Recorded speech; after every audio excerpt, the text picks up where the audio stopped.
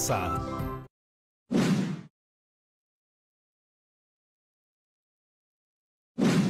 Bienvenidas y bienvenidos, chicas y chicos de primero y segundo de secundaria a Aprendo en Casa. Esta es una iniciativa del Ministerio de Educación para seguir adquiriendo conocimientos de manera segura y divertida.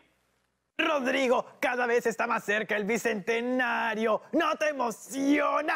Sí, claro que sí, Tocino. ¿Y cómo va ese monólogo que estabas haciendo con Yang para los Juegos Florales?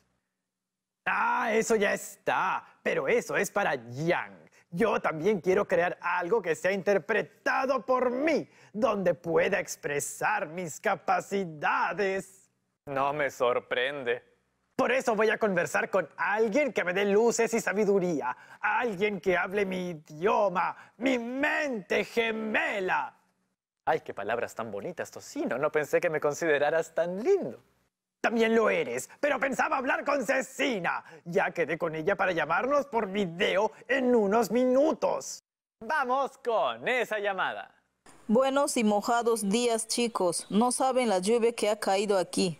¡Wow! Sí que llovió fuerte. Pero no es tiempo de lluvias. Lamentablemente no, supuestamente no, porque estamos en julio y las lluvias aquí donde yo vivo empiezan dentro de unos meses aún. El clima tiene que dejar de cambiar, la tierra tiene que dejar de calentarse. ¿Qué hacemos? Qué pena, Tocino. Yo estaba dispuesta a ayudarte con tu creación para los Juegos Florales del Bicentenario, pero vengo con esta mala noticia. ¿Qué les parece si para ello llamo a mi asesora, a mi mente gemela? Así como tú, Tocino, tienes a Cecina, yo tengo a la profesora. Buenos días, chicas y chicos. He escuchado que hubo un problema en el pueblo donde está viviendo doña Camucha y Cecina. Sí, profesora, nos sorprendió una lluvia torrencial fuera de estación y ha provocado huaicos e inundaciones. Felizmente no hubo víctimas, pero los daños materiales son muchos. Lo lamento muchísimo. Muchas veces decimos que la naturaleza es impredecible y que estos sucesos son mala suerte. Pero no, la ciencia ha demostrado que este tipo de situaciones irregulares están ligadas con el cambio climático que estamos viviendo en los últimos años. Sí, profesora, pero nuestra pregunta es ahora, ¿cómo podemos mitigar el cambio climático para reducir estos casos? ¿Cuál es la solución? Sí, profesora, este tema me ha sensibilizado mucho y quiero usarlo para mi creación artística por el Bicentenario. Muy bien, entonces, ¿qué les parece si para este programa nos proponemos explicar cómo el uso de la energía limpia puede mitigar el cambio climático?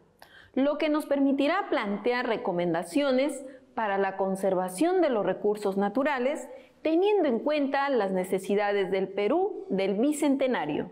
¿El uso de energías limpias? ¡Claro! Ese es el camino. Lo hemos visto en programas anteriores.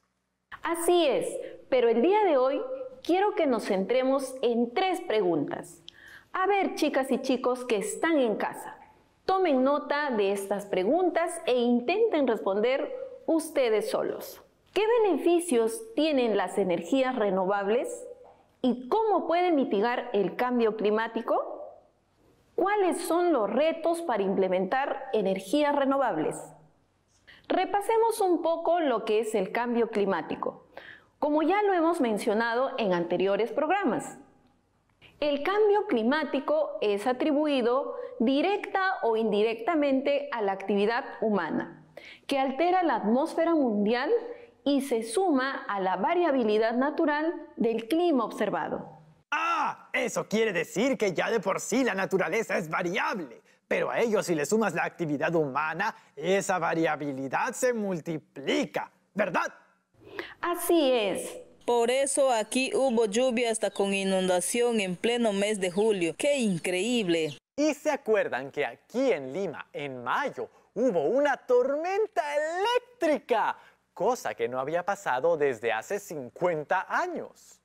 Eso también fue el cambio climático diciendo, ¡aquí estoy, humanidad! ¿Y el bendito cambio climático principalmente a qué se debe? Bueno, doña Camucha, este es producto del aumento de la concentración de gases de efecto invernadero en la atmósfera generada por actividades humanas. Oiga, profesora, ¿cómo se han dado cuenta de que estos cambios están relacionados con los humanos? Es que hay evidencia científica. Al estudiar la atmósfera se ha detectado emisiones de sustancias conocidas como gases de efecto invernadero, GI. Claro, los gases de efecto invernadero, los recuerdo muy bien. ¡Ay, los gases! Sí, recuerdo que ellos se producían por distintas acciones, como los incendios forestales, las emisiones de gas de las casas, emisiones de los autos u otros medios de transporte, emisiones industriales de las fábricas, entre otros, y varios, etcétera. Así es, Tocino. Todas esas acciones humanas producen la elevación de la temperatura promedio global a ritmos acelerados y han intensificado el efecto invernadero natural. La presencia de estos gases a un nivel moderado en nuestra atmósfera es importante porque sin gases como el vapor de agua y el CO2, la temperatura media de la Tierra sería 33 grados debajo de la actual. ¡33 grados por debajo! ¡Wow! Eso es demasiado frío para mi porcino cuerpo. Exacto. La vida en la Tierra como la conocemos sería imposible. Gracias a estos gases que atrapan las radiaciones, generando el efecto invernadero, la temperatura promedio es de más 14 grados centígrados y no de menos 19 grados centígrados. Ya, entonces la solución no es atraparlos todos, sino controlarlos. Mantener el equilibrio, el punto medio. Y para volver a ese equilibrio, ¿qué es lo que tenemos que sacar de la balanza? Porque hasta ahora el exceso de gases de efecto invernadero están haciendo sufrir a la Tierra. Lo que hay que reducir para mitigar el calentamiento global es la quema de combustibles fósiles, la destrucción de los bosques, los cambios de uso del suelo, la producción de residuos y la emisión de ciertos gases artificiales. Estamos en momentos bien críticos en la lucha por proteger nuestro planeta y nuestro país. ¿Cuáles son las cifras del calentamiento global actualmente, profesora? Para que se den una idea, una cifra que es impactante es la de la concentración de dióxido de carbono CO2. ¡Ay, ese tal dióxido de carbono es terrible! Bueno, la verdad es que el dióxido de carbono es parte de nuestra respiración y también parte de la fotosíntesis de las plantas. Así que no podemos prescindir de él. Pero sí es cierto que el incremento excesivo de su emisión es el principal causante del calentamiento global, ya que, por ejemplo, durante los últimos 650.000 años, nunca superó las 300 partes por millón, ppm, en la Tierra, pero ahora sí lo ha superado. O sea que nunca el planeta ha estado tan caliente como ahora, en estos últimos 650.000 años. Así es, y también hay que mencionar que el aumento de dióxido de carbono no solo provoca el calentamiento global, sino que también está afectando a otras capas de la atmósfera. Eso me suena que el calentamiento sigue en aumento y es inevitable. Es evitable, pero no a corto plazo. Entendamos que estos procesos son graduales y debemos pensar en planes por décadas. ¿Cuántos años hemos tardado en darnos cuenta de lo que hacíamos? ¡Qué barbaridad! ¡Ay, pluja! Muy mal, muy mal. Entonces, ¿qué podemos hacer para mitigar las consecuencias por ahora? Bueno, como les mencioné, se puede hacer cosas y tomar acciones desde hoy, pero que a la fecha del alza de la temperatura deje de subir va a tomar más años. Por ejemplo, lo que se calcula para el 2025 es que habrá un 40% de probabilidad de que al menos un año sea 1,5 grados centígrados más caliente que el nivel de temperaturas anterior a la era industrial. El calentamiento es inevitable. Incluso aún con las promesas y acciones que planean los distintos países del mundo de reducir emisiones, se calcula que la Tierra está en camino de calentarse hasta en 3 grados centígrados en promedio. Profesora, ¿es verdad que uno de los efectos del calentamiento global que también se puede notar son las inundaciones? Exacto. Y también, mientras en algunas áreas llueve a cántaros, en otras muchas veces dentro del mismo país pasa lo contrario y se dan sequías. También ha provocado que la intensidad de los huracanes en las zonas del planeta donde estos se dan también se incrementen. El calentamiento global, además, ha hecho que el nivel del mar aumente notablemente desde 1993. El mar que crece, los huracanes son más fuertes, lluvias y sequías impredecibles. ¿Qué hacemos? Tranquilo, tocino. Hay una solución, hay un camino. ¿Cuál? Mitigar. ¿Cómo? Mitigar lo veremos en el siguiente bloque. No se vayan porque ya regresamos.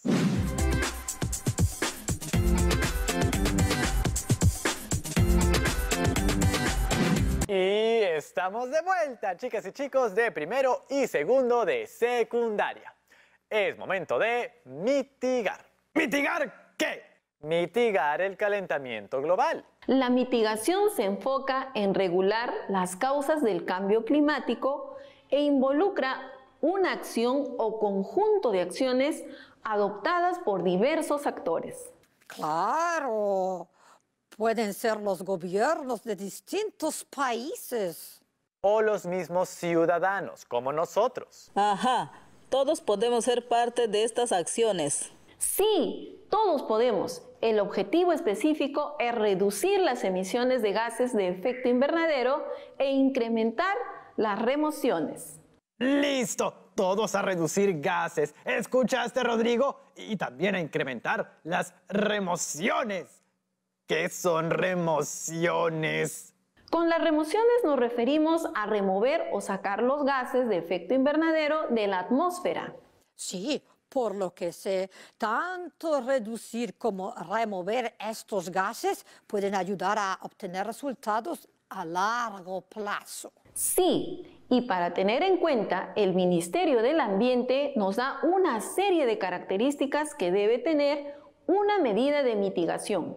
Acompáñenme a leerlas. Deben ser medidas aplicables dentro del territorio peruano y son técnicamente viables. Debe contar con una línea base de emisiones y remociones de GEI correspondiente a su actividad.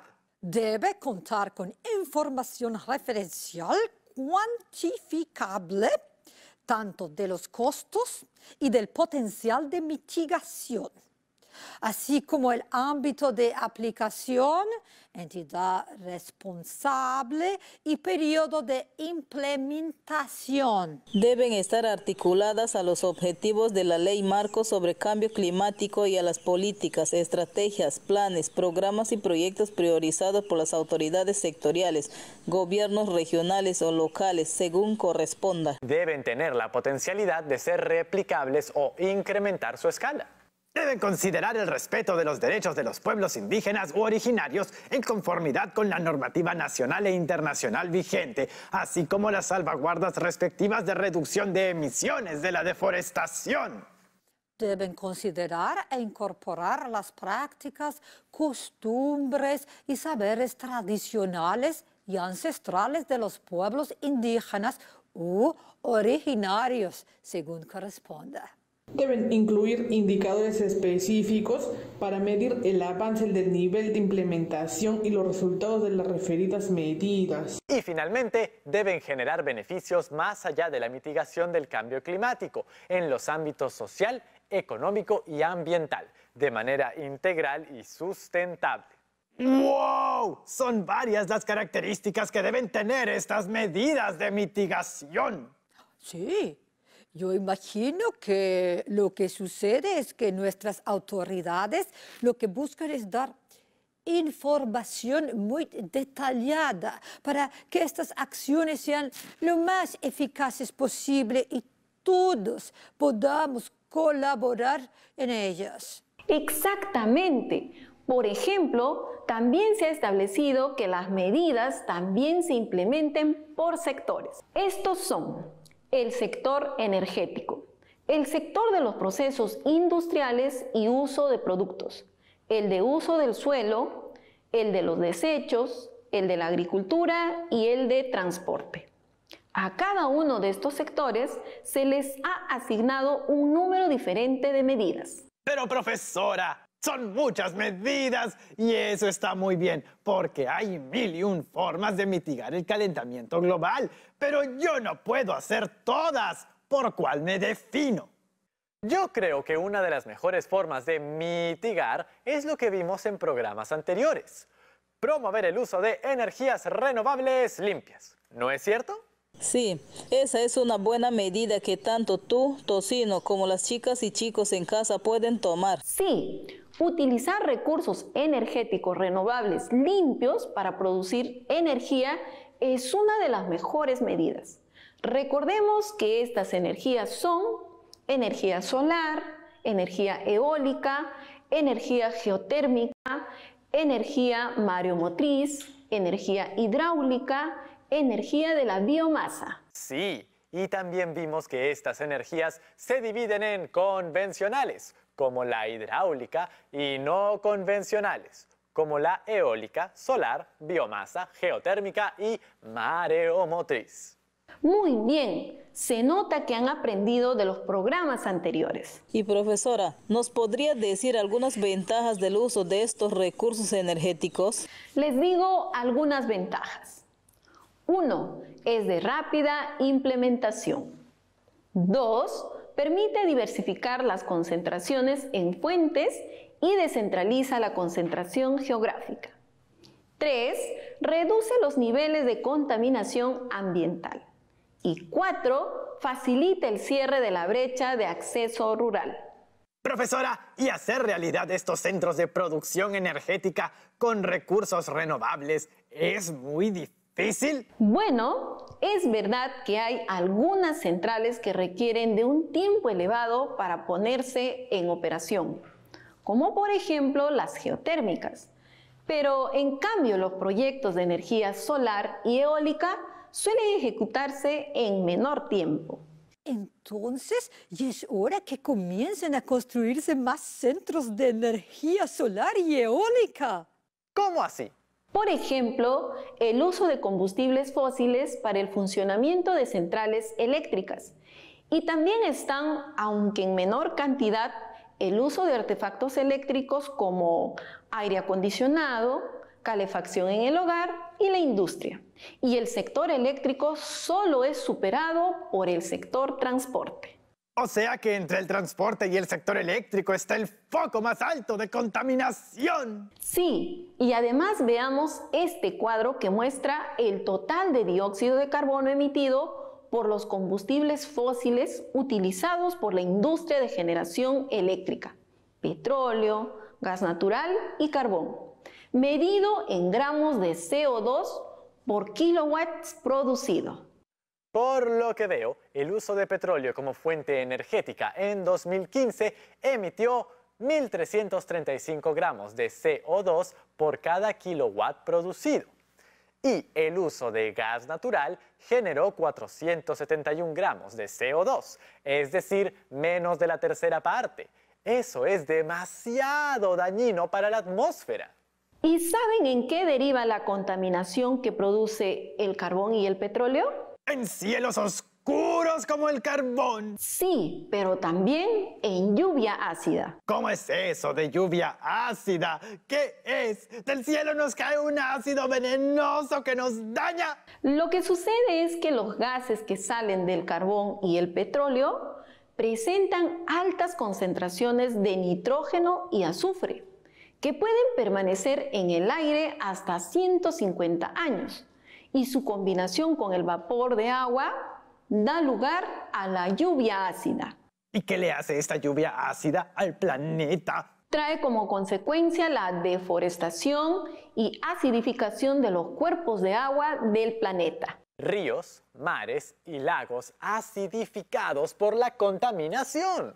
Quizás mi creación artística para estos juegos florales puede ser algo sobre la lluvia que inunda y la lluvia ácida, así como el calentamiento que está dañando y alterando hasta el agua que nos cae del cielo. La contaminación por energías no renovables es muy fuerte. Esta también afecta a la capa de ozono, pero la destrucción de esta capa no es solo por ellas, sino también por la emisión de clorofluorocarbonos, CFC, utilizados comúnmente en la industria de la refrigeración, así como para aires acondicionados, aerosoles, espumas aislantes y solventes. O sea que las refrigeradoras también están dañando el planeta. Sí, recuerda que al igual que el dióxido de carbono, el problema no es su existencia, sino el exceso de este. Lo que se debe buscar es regular la producción de artefactos más ecoamigables con el planeta. Siento que hay muchas cosas que han estado mal en nuestra vida cotidiana. Todo nuestro planeta se ha ido calentando y no nos hemos dado cuenta. Bueno, pues ahora sí te has dado cuenta, Tocino. Nunca es tarde para mitigar, revertir y mejorar. Y qué mejor momento que ahora, a puertas del Bicentenario, para escribir una nueva historia donde mitiguemos todo ese daño que nosotras y nosotros mismos hemos producido. En el Perú hay bastantes signos de que tenemos la creatividad y el empeño para poder innovar en tecnologías, aprovechando los recursos naturales y la geografía del lugar, de manera que favorezcan a nuestro planeta. Está, por ejemplo, el río generador Pucp, que es una tecnología construida a partir del metal o de la madera y sobre la base de un diseño tradicional de ruedas hidráulicas, aprovecha la energía generada por la caída de agua para el alumbrado de los hogares. ¿Cómo que con la caída de agua da luz? Lo que hace es aprovechar el flujo de agua de los riachuelos, canales o ríos que generan una caída para darle movimiento a una rueda hidráulica. El generador transforma el movimiento de la rueda en energía eléctrica, la que será almacenada en una batería. La dinámica es que de acuerdo con los turnos que se establezcan en la comunidad, el poblador cargará su batería una vez por semana en el centro de cargado de batería y la trasladará a su vivienda. Finalmente, tendremos electricidad en nuestros hogares. ¿Las peruanas y los peruanos hemos creado eso? ¡Qué genios! El Perú tiene ciencia, creatividad y mucho amor por la naturaleza. En ella se basa su riqueza. Por eso, el mitigar el calentamiento global debe ser una de las principales tareas para este bicentenario. Créame, profesora, que he tomado nota y para este fin de semana prepararé una maravilla artística a la altura de mi Perú y mi planeta. Uy, qué prometedor. Nos quedamos después del programa conversando para prepararlo en conjunto. Por supuesto, mente gemela. Muchas gracias, chicas y chicos. Y muchas gracias, profesora. A ustedes y mucha fuerza para resolver los problemas que trajeron las lluvias en el pueblo Doña Camucha. No se preocupe, después de la tormenta siempre brilla el arco iris. Así que todo estará bien. До свидания. Hoy hemos aprendido las distintas medidas para mitigar el calentamiento global, principalmente la de utilizar recursos energéticos renovables para reducir y remover el exceso de gases de efecto invernadero. Pero recordemos la incógnita de esta etapa de aprendizaje. ¿Cómo podemos generar la valoración de nuestro pasado y la reflexión sobre la oportunidad de construir el país en el que anhelamos vivir? Un país donde las ciudadanas y los ciudadanos ejercen sus derechos y cumplen sus deberes. Con lo que hemos aprendido hoy, podríamos decir que el uso de energías limpias ayuda a mitigar el calentamiento global. El Perú, a días de entrar al Bicentenario, tiene todas las herramientas para hacerse responsable y realizar acciones que protejan sus recursos naturales, pensando en el futuro del país y del planeta. Recuerden, ante cualquier duda, consulten con sus tutores o docentes. Y ya saben, el clima ya cambió mucho. Ahora nos toca a nosotros hacer el cambio, pero hacia el equilibrio. Eso fue todo por hoy, chicas y chicos. ¡Chao, chao!